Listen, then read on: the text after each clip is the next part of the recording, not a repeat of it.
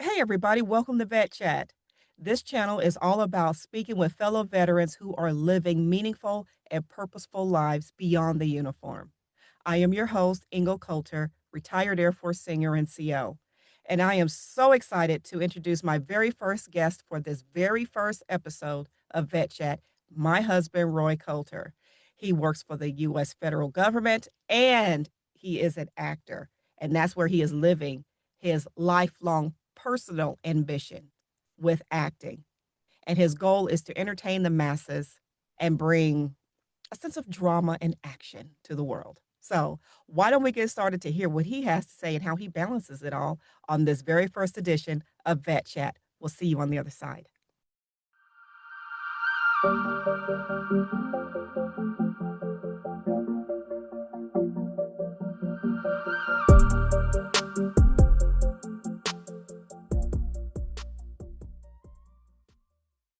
Hey, everybody, what is going on? So, welcome once again to Vet Chat, conversations that we're going to have with our fellow veterans as they transition out of the military with the hopes that they, want to explore other passions in life.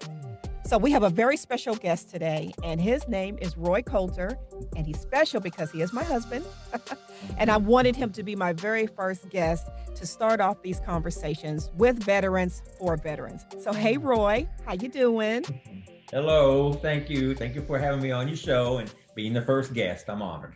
Well, I'm excited. I am excited to have these conversations. Now, I already know your story, but Mhm. not everyone watching knows your story. So I am ready for the whole world to know your story and how you ended up where you're at right now, present Mhm. day.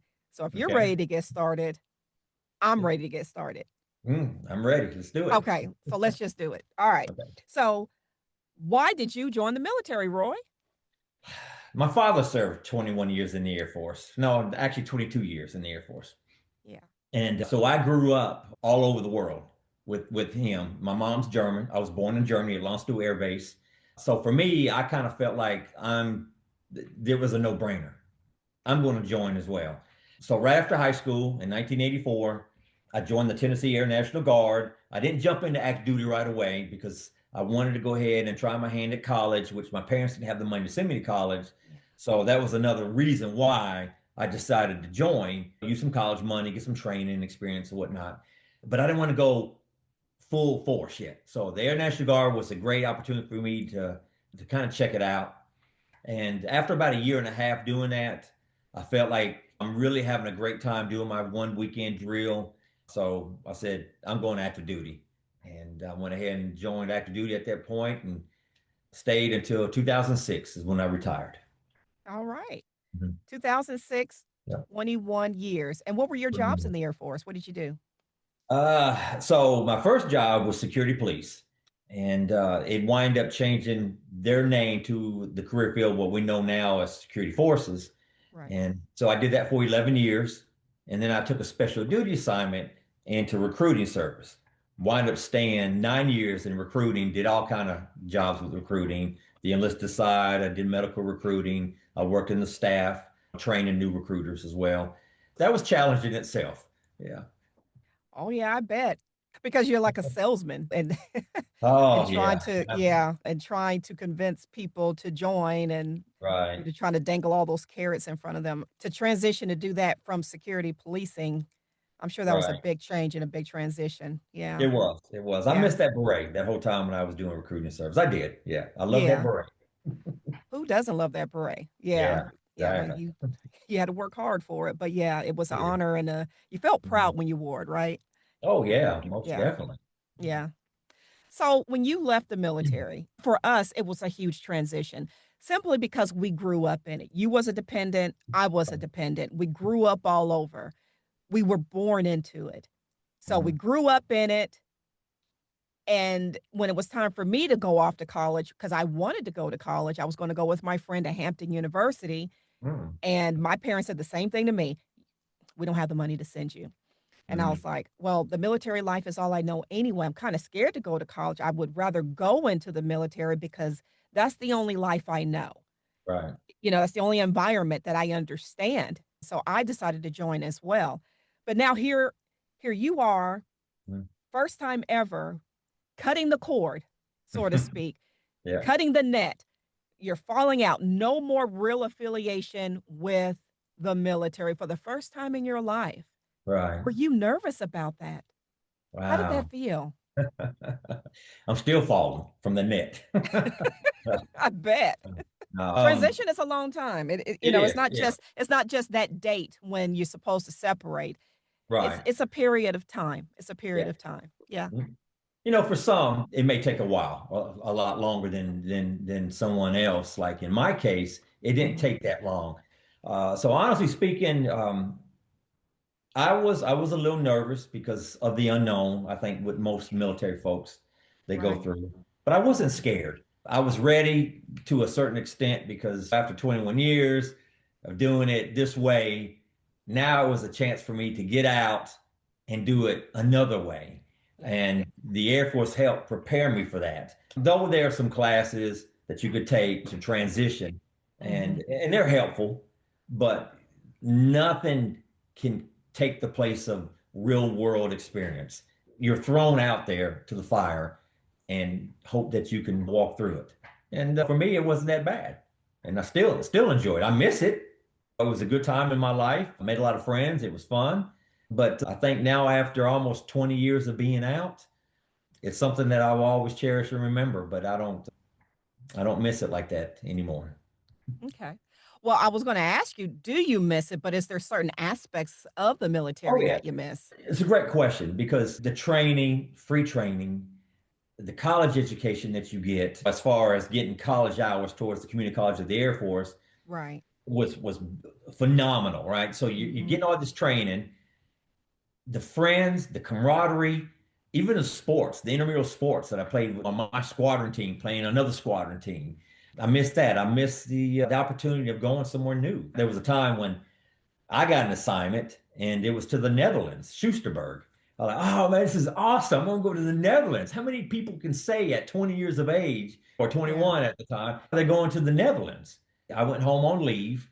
I had a 30-day leave because I knew I was getting ready to go overseas. And during my time when I was at home, well, the Air Force sent me the message that said that they were closing that part of the base down for whatever assignment I was doing.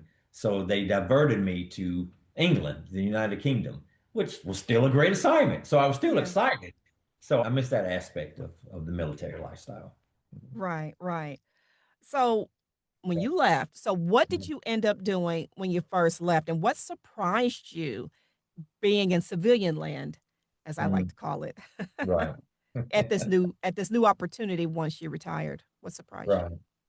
Well, I worked for a company. It was very challenging to work with them because what I had brought to the table, I was kind of high on the totem pole in the company, Mhm. and I was an operations manager.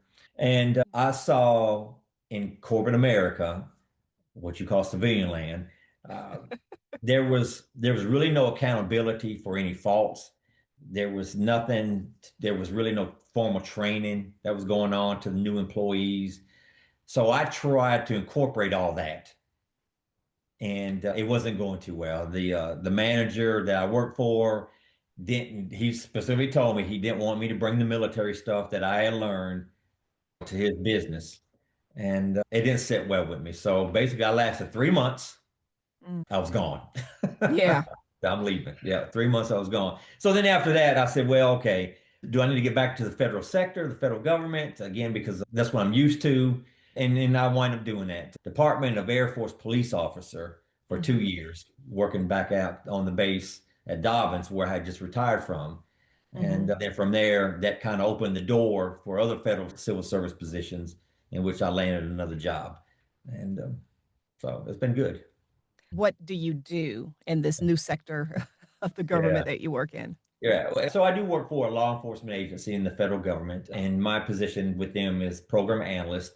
I didn't start out that way. I've had a couple other jobs within that agency, and about 8 years ago, I took a new position, higher pay grade, as a program analyst. And so my territory of what I do for this agency covers from the state, Alabama, Georgia, all the way up to Michigan. And so I've been in now altogether to include as a DOD police officer a total of 18 years in the Oh, in the wow. federal service. Yeah. That's outstanding. Yeah, that's Yeah. something to be proud of. And that's, again, that's what a lot of people do when they get out of the military. They stay Mhm. within the government vein because it's familiar, right? Right. It's organizational structure, it's hierarchy, it's chain of command, it's Mhm. familiar, good order and Mhm. discipline. Right. So people stick with what they're familiar with. So for you to have done that is an actual natural course of action. But while you was in the military, Mhm. you did something extracurricular because you mentioned sports that you played while you was in the military, but you got into officiating. Right. So talk about that, how that evolved, how long you did it, and how high did you go in your Right. officiating career? Yeah. Right. Well, that was totally by accident. Officiating, I didn't seek to be an official of any sport, but it just wound up falling on my lap. It all started back when I was at my first duty station at Dyess Air Force Base. I got there in 1986, and I was playing for my squadron flag football team. And this one particular night, we couldn't play because we didn't have any officials. So both teams, my team, I forgot the squadron we were playing, we didn't play, and because Mm, we were missing officials. So like, okay, well, who cares at that point, right? And there'll be another day that I'm. Well, I met my first wife, mhm. started dating her, and then when I met her parents, well, her father, who retired from the Air Force, he was an official. And he actually had the contract on the base for those flag football officials as well as Wow, basketball. that's cool. And Yeah. it was just ironic that that was that it belonged to him, and he kind of introduced me to the art of officiating, Mm, and so I was hooked. So I like, okay, so I started off doing basketball with him, and doing church leagues, and doing again squadron intramural level sports, basketball. Then I did flag football, did volleyball, and then I did ASA softball. Well, basketball kind of stayed with me for a little bit, but mm, all the others, I did only just one season and I stopped. But mhm. football, I love football. So that stayed with me. So I continued to try to get as high as I could with football officiating. Right. And with each new assignment means new associations. So every time I was at one Mm, particular assignment, I mhm, had to say goodbye to them, join a new association. Even while I was overseas in England, I mhm. joined that association. So altogether, I spent 35 years wearing the black and white stripes officiating football. And I got as far as Division II, which is in the Gulf South Conference. Did that for 10 years at the collegiate level, 25 years at the high school level. And I finally retired last year after 35 Wow. years. 35 You years, yeah. you did that longer than your military career, I you did, know? yeah, That exactly. is something. Mhm. Wow, that is really something to be proud of. Yeah. So, yeah, yeah. Do you miss it? Do you miss being on the I, field? I do because it had its own camaraderie. The crews that we were with, we're known as the third team on the field, and that's true. Mhm. Because what we go through in preparation, game preparation with films, rule study, being somewhere on site before the game, and then kind of talking about what we're going to do as a crew, our mechanics, and then when we get out on the field, the communication amongst ourselves and communication with the players, Yeah. and then what we do once we're done, the traveling back home. Mhm. It was a close knit group. Right. It was a bond that a lot of people don't understand. Yeah, just like the military, Right, it's as close as you're gonna get to that type of kinship, friendship that you got in the military. right, So, it's like it happened twice in your life. First time in the right. Yeah, military, and now once again, just recently as last year in officiating. So, mhm, wow. yeah, yeah. So so here you are, Mhm, you're in the military, you get out in 2006, you're still officiating, mhm, and then you got the acting bug. It was mm, always a passion of yours, right? But yeah, you began an acting career. mhm. So tell us a little bit about that. Let's get into the nitty grit of this conversation. So why acting? Acting. Well, I think for a lot of actors, they Mhm. probably pinpoint their childhood because as children, there's a lot of imagination. Oh There's yeah. so many things that we think about, the creativity and the innocence of a child pretending to be somebody that they're not. Mhm. Pretend I'm Superman and wearing a towel with a clothespin around your neck as a cape. Back when Shazam was out, we'd take aluminum foil and put it around our wrist to make it look like it was silver wristbands. And so the imagination was always there. Yeah, And that's while I was good. in high school, I was in a drama class, and that really kind of sparked a real heavy interest for me because I really liked theater and I liked the Mhm, drama. And I used to always daydream, but I always knew I wanted to do film and television.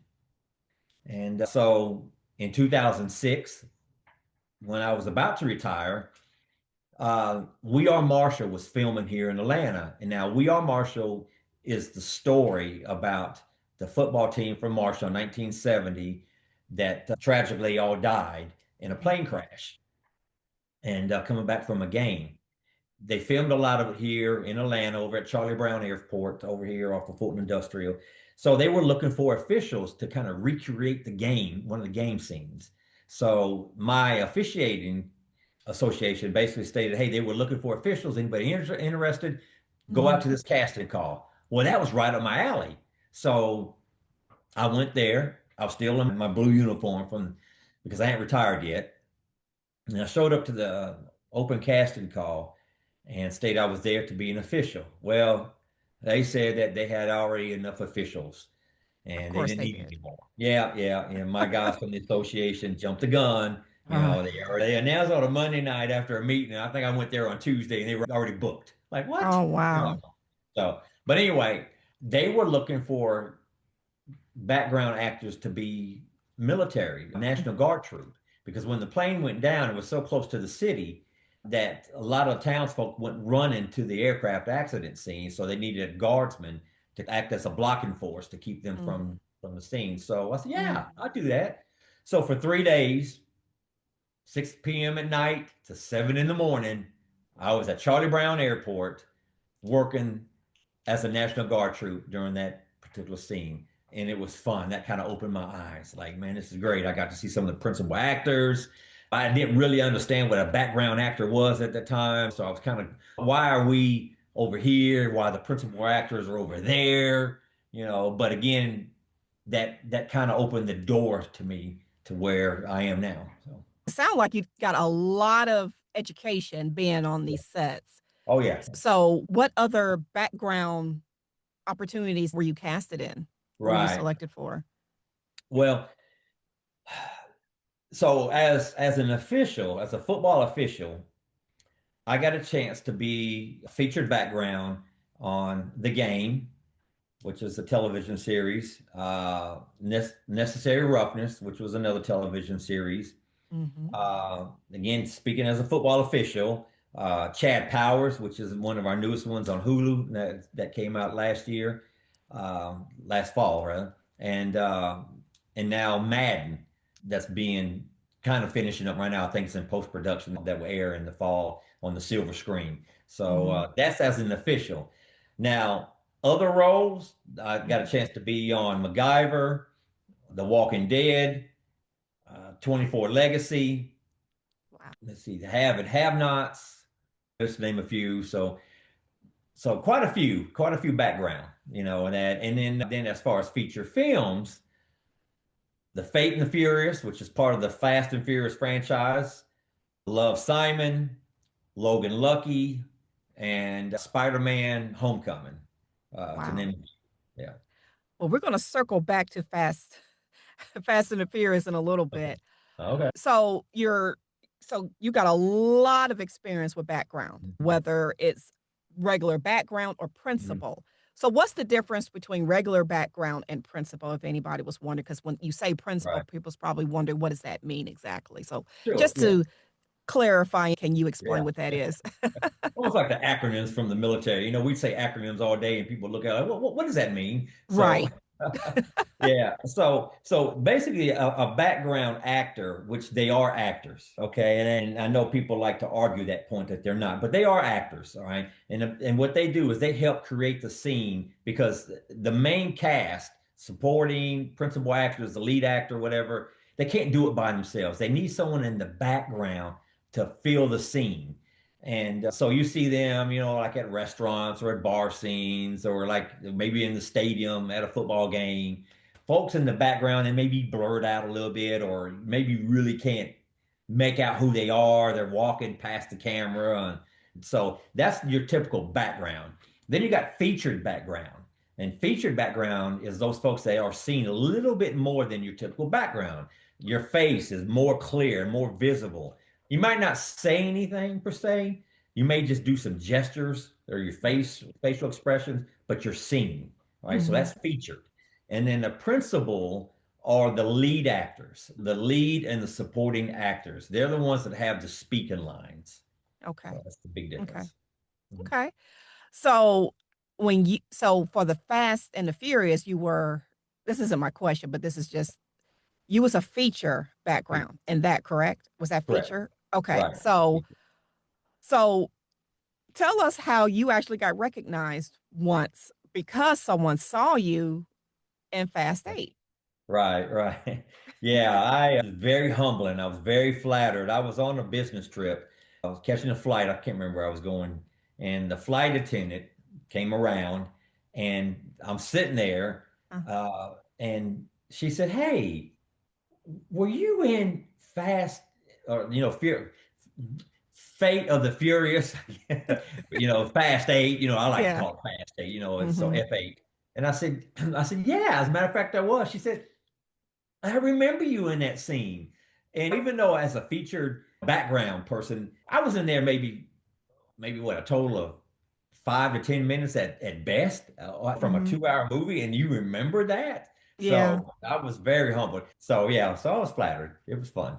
Mhm. Now, I wonder if she would recognize you today with the long Oh hair no. because back then you were still sporting the high and tight. Hmm. Because earlier in your acting career, you was doing law enforcement role, Right. you was correction officer, you done some officiating roles, that military law enforcement type look, but you Hmm. wanted to do something a little bit more with your acting career. And I always said, I think you could really play a good bad guy because you've done some plays where Hmm. you played the bad guy, like you played the Yeah. devil, you Yeah. played the scary guy or whatever. And I said Right. it would really look great if you would grow out your hair. So tell us Mhm. about that. You decided to transition as far as wanting to broaden your acting, scope. So tell us a little bit about that and the hair.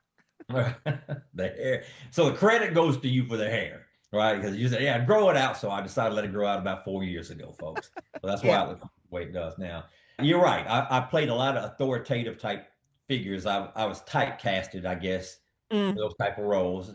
And I was okay with it because that landed me my very first speaking role with my high and tight. And but after that, I felt like, yeah, growing my hair out. I wanted like bad boys, cowboy roles, and things of that nature. And so I was able to land another speaking role because of my long hair on a on hmm. a on a television show called The Tall Tales of Jim Bridger, Yeah. and that was shot in Montana. And so So to cool. be flown out there, it was a great opportunity. I was out there for 2 days, kind of a quick turnaround. I went out there Yes. sightseeing, but I was there to perform what I needed to do, and then I'm flying back to Atlanta. And so that was a great opportunity. And of course, even with my long hair now, I also perform Six Flags here in Atlanta, Six Flags over Georgia, in the Shenanigans Comedy Wild West show. And most of the guys out there all have long hair as well. So that's kind of fun for me to do.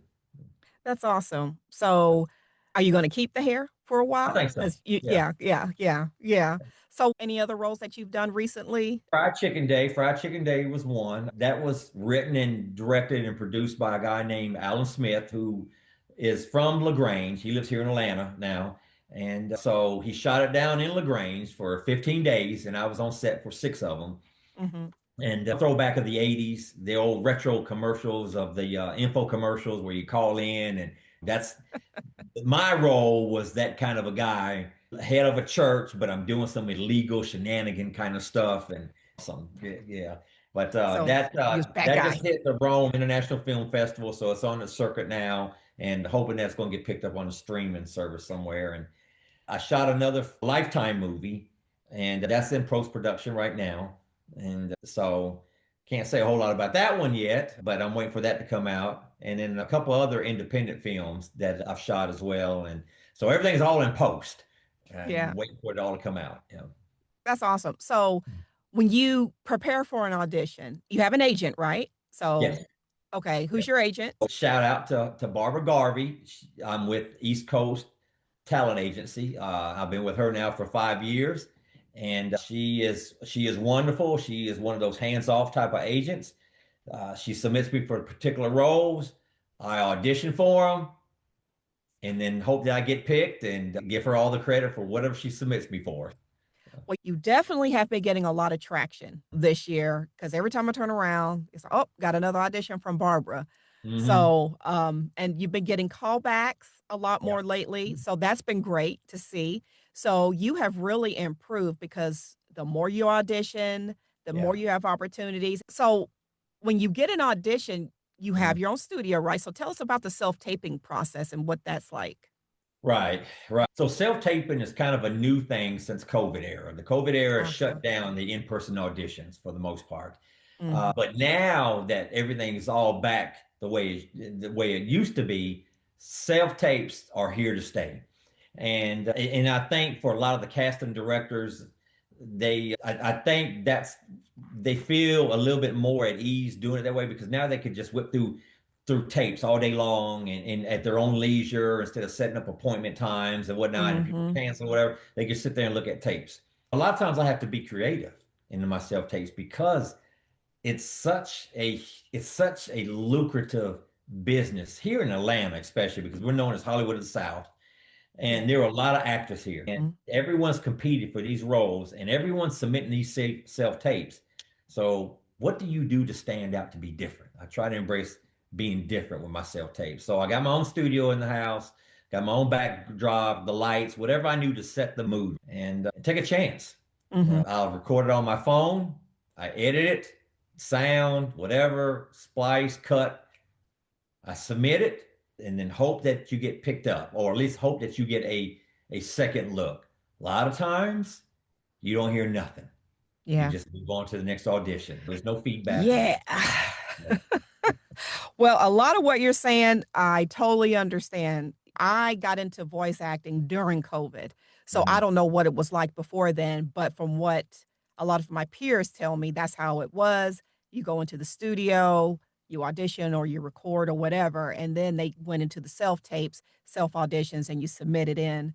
And we haven't gone back to pre COVID era. So, Right. yeah, doing it ourselves because going into a studio now, people have their own studio. So this is my recording booth.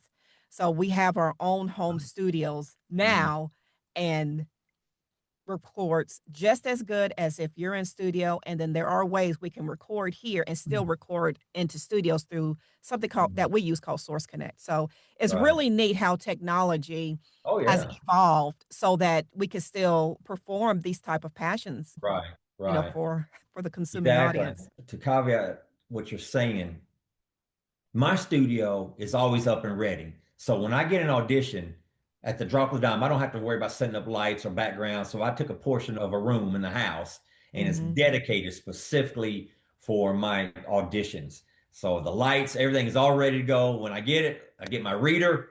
Let's go Mhm. ahead, turn the lights on, and let's hit Yep. record. Isn't So it yeah. nice? You Oh just yeah. go in there and just start playing. I open up my door, I come right in, turn on my computer and go. It's really nice. Oh yeah. So, what was your favorite project to date so far?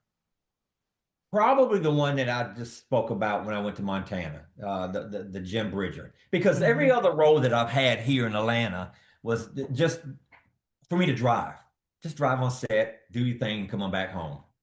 For me to get on an airplane, fly to Montana, be put up in a hotel, be catered to, and fly back, and still get paid to do the job that I It's was, like a TDY. hired to do. Yeah, It's like a that it TDY.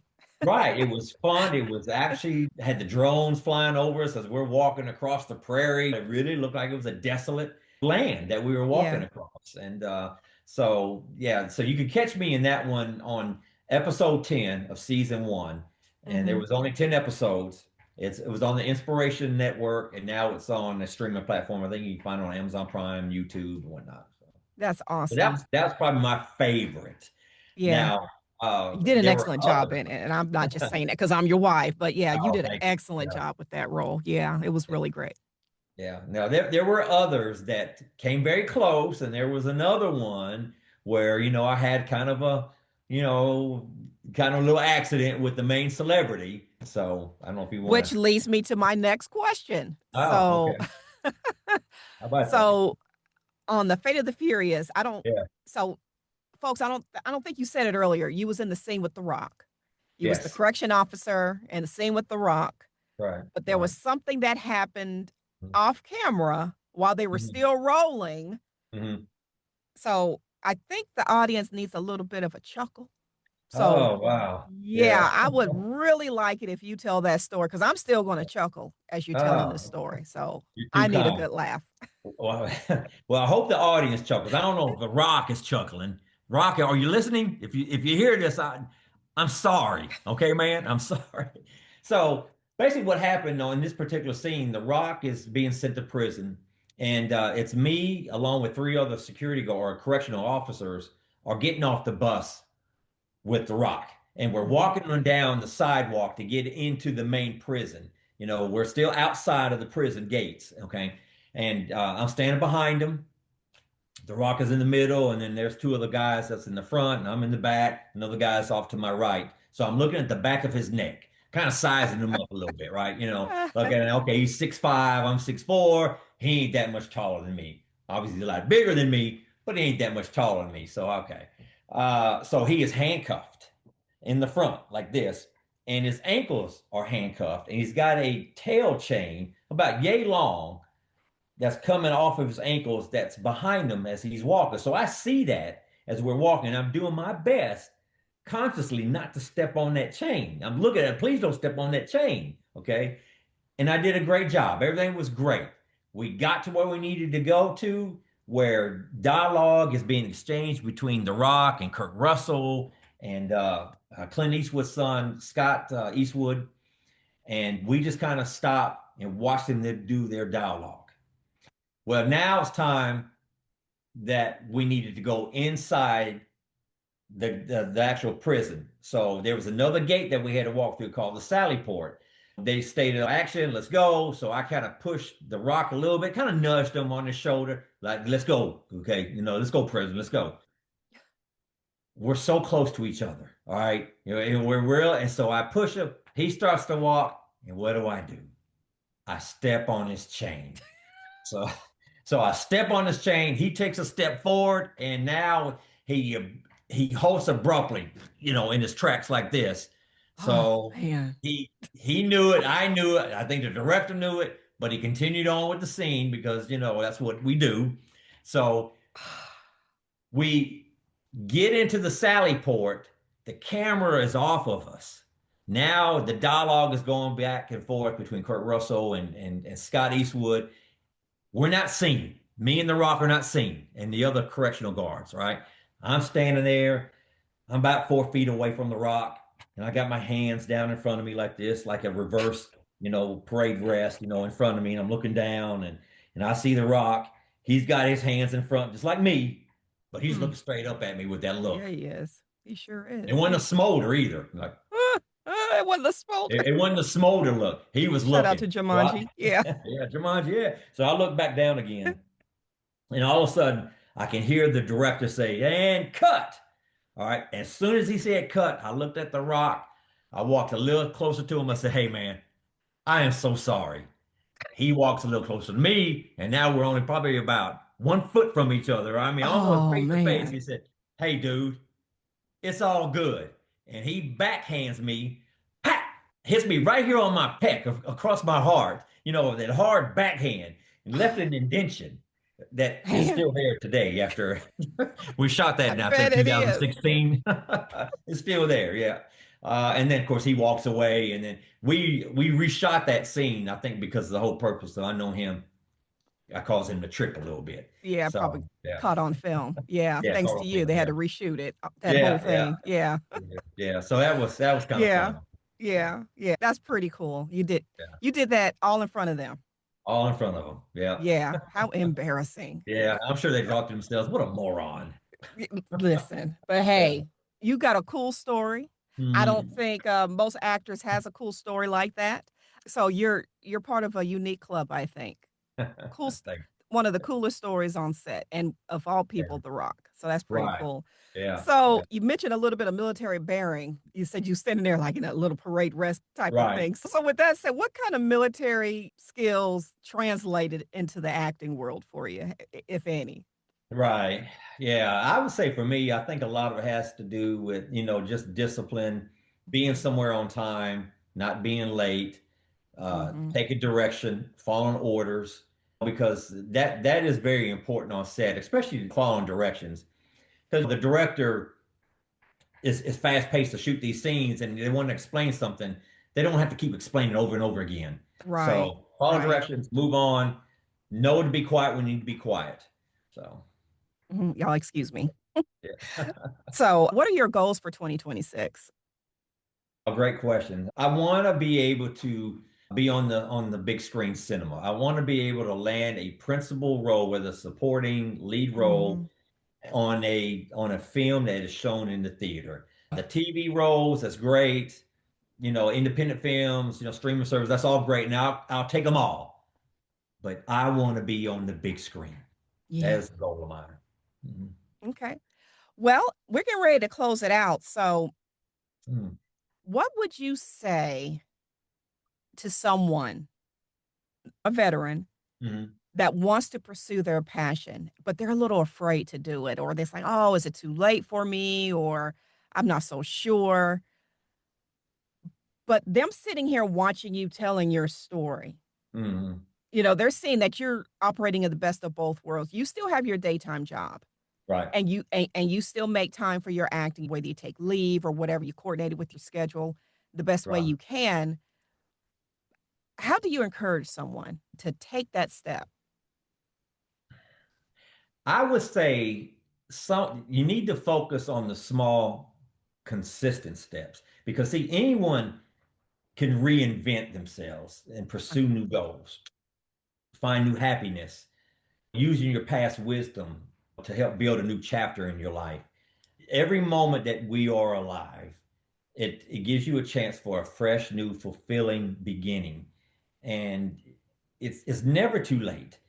You know, you don't have to take the whole staircase. Just take the first step. Yeah. You can do it. Get out there and make a change. Start. It's not too late. It's never too late. You can do it. Mm-hmm. Right. So, how does it feel Mm-hmm. to walk in your passion, to actually fulfill that boyhood dream that you was talking about earlier and why you got into acting? What does it feel like to actually be walking in it and you're trying to achieve and reach that goal one day of being on the silver screen as you were on Fast 8? You was on the big screen, you saw yourself, you would like Right. to have an opportunity to see that again, but you saw it. You got a taste of it. Right. You had a major speaking role on Jim Bridger. How does it feel to be a former military person, to be actually walking within your passion, doing something above and beyond what we normally do is working for the government? You're walking in your own mission statement, your own Mm-hmm. purpose. How does that Mm-hmm. feel to be walking in your own purpose and not fulfilling somebody else's mission or another entity's mission? What a loaded question. I know I It's a said a lot provocative there. thing. I Yeah, know, yeah. but No, it's I think it's important. Yeah. yeah, yeah.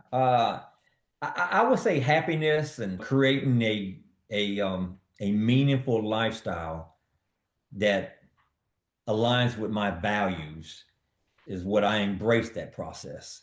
So I'm honored to be a part of it. I think that everything I thought of as a child is kind of coming, I'm gonna say true, but the wish of doing something is making me happy, if that Right. makes sense.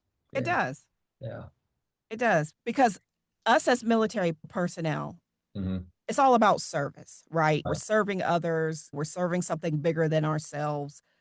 So, what does service look like to you now in this? Is it still service in a sense with your acting? Yes, you are in your government role. Yes, we Mhm. that is definitely a service that you're providing for the country. Right. But as far as for acting, what does service look like for you now? for this Uh, particular life right, you hope right. to achieve? As an actor and a performer, I'm there to entertain. If I can make somebody feel good and forget about whatever issues that they're going through, any troubles, any doubts, Yeah. any stresses that they may have in their life, if I Mhm. can take just a glimpse of entertainment and make them feel good, then that makes me feel good. Outstanding. Mhm. Well, there you have it, folks. We have Roy Coulter here that just gave us a little bit of a glimpse of Mhm. his world since he retired from the military. And his passion is something that he cared about and always wanted to do since he was a young boy with an imagination playing Shazam with the foil around his wrist, Yeah, right? yes. Woo, yeah, sure did. And now he's living out his dream playing characters Mhm. and hoping to make people happy and enjoy themselves and be entertained, whether it's the small screen, a streaming platform, or on the silver screen itself. He hopes to encompass all of those areas to make you smile and have a Yeah. good time or make you hate him because he's done roles where Mhm. people hated him. And Oh, that's the point of acting, right? You have exactly. to be a believable character. And it all comes from his passion and wanting to do a really good job to entertain people. So, Mhm. Roy, how can people contact you if they want to follow you or reach out to you? How can they find you? Right. Yeah. You can find me on Facebook under Roy Coulter. I'm also on Instagram at Roy Coulter 65 and also on my website, roycoulter.site. And that's SITE, not SIGHT site. So that's the best way they can reach me. Outstanding. All right. Well, everyone, everything will be in the description box below. If you are a veteran out there and you're doing some pretty cool things, please reach out to me if you would like to sit down and have a conversation with the hopes of inspiring other veterans out there. So, this is for veterans, by veterans, helping other veterans because leadership doesn't end once we take off this uniform, it continues. So, until next time on Vet Chat, we'll see you soon. Y'all take care. Bye, guys. Mhm. If you're gonna shoot me, do it.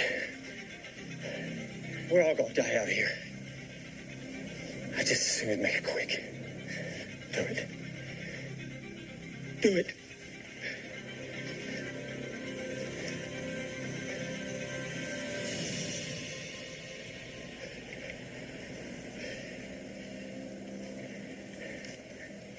Military sickles. Carry him yourself. Stephen, good morning. Good morning, Hazel. I didn't expect to see you here. I'm just dropping off some files to Lionel. He's so forgetful. Yeah, I know. Did you and he have a meeting this morning? Lionel didn't mention he was expecting you. I need to discuss a matter with him. Good. Absolutely. Okay. Good. Thank you for calling. Stephen? Lionel?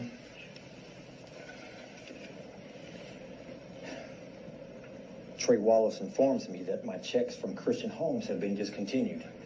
I told him there must be some mistake. Nope, there's no mistake. I authorized Archie to stop paying you.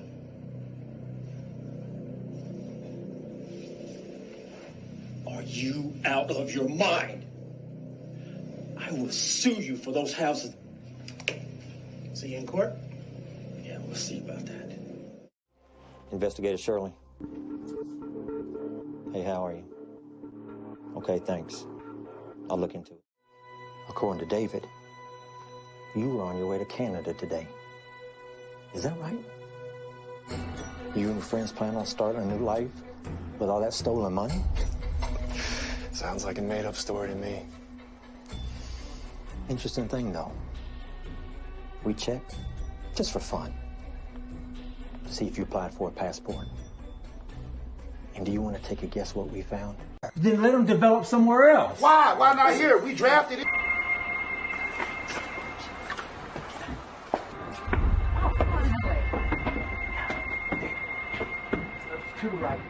There.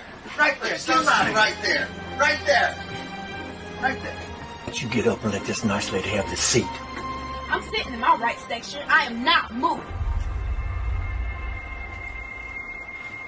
I'm going to ask you one more time. Sit down, boy. Go sit down. It doesn't make any sense.